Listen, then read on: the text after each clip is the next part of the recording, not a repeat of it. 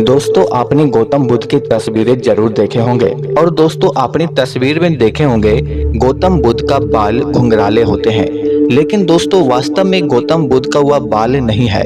गौतम बुद्ध के सर पर कुछ और ही चीज है जो दोस्तों आपको इस वीडियो में आगे पता चलेगा। गौतम बुद्ध के बारे में आज हम आपको एक कहानी बताने वाले हैं जो दोस्तों बहुत कम लोग जानते हैं। और दोस्तों आपको आगे पता चल जाएगा कि गौतम बुद्ध के सर पर आखिर क्या है।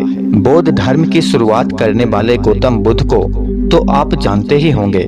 आज बौद्ध धर्म के करोड़ों अनुयायी हैं जो इस धर्म का प्रचार प्रसार भी करते हैं। आपको आसानी से कहीं भी गौतम बुद्ध की प्रतिमाएं दिख जाएगी कि यदि आप गौतम बुद्ध की प्रतिमा को आप ध्यान से देखेंगे तो उनके सिर पर आपको घुंघराले बाल नजर आएंगे। लेकिन दोस्तों आपको यह जानकर बहुत हैरानी होगा कि उनके घुंघराले बाल नहीं बल्कि कुछ और ही है। चलिए इसके पीछे रहस्य जानते हैं। गौतम बुद्ध की प्रतिमा या फोटो पर जो आप घुंघराले बाल देखते हैं वो असल में बाल नहीं है। अब सवाल ये उठता है कि आखिर वो क्या है।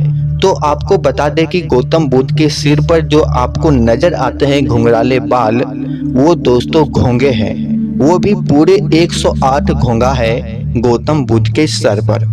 अब सवाल ये आता है कि गौतम बुद्ध के सर पर ये घोंगा कैसे पहुंचा, आखिर क्या कारण है इसके पीछे, चलिए अब जानते हैं। कहा जाता है कि जब गौतम बुद्ध ध्यान में मगन थे और साधना कर रहे थे उस समय उन्हें बाहरी दुनिया में क्या हो रहा है इस बात का बिल्कुल भी बोध नहीं था। जिस समय वो साधना में पूरी तरह से लीन हो चुके थे उस समय गर्मी बहुत ज्यादा पड़ रही थी और सूरज ठीक गौतम बुद्ध के सर के ऊपर था। इस दौरान भी गौतम बुद्ध कड़ी तपस्या कर रहे थे। तभी एक घोंगा वहां से गुजर रहा था। उसने जब देखा कि उन्हें उस रूप में देखकर उसे लगा कि कैसे कोई व्यक्ति इतनी गर्मी में कैसे साधना में लीन है।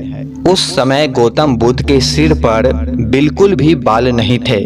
ऐसे में गर्मी से उन्हें बचाने के लिए रेंगते हुए उसके सिर पर जाकर बैठ गया घेंगा। फिर उस घोंगे को देखकर बाकी घोंगे भी गौतम बुद्ध को गर्मी से बचाने के लिए उसकी सिर पर जाकर बैठ गए।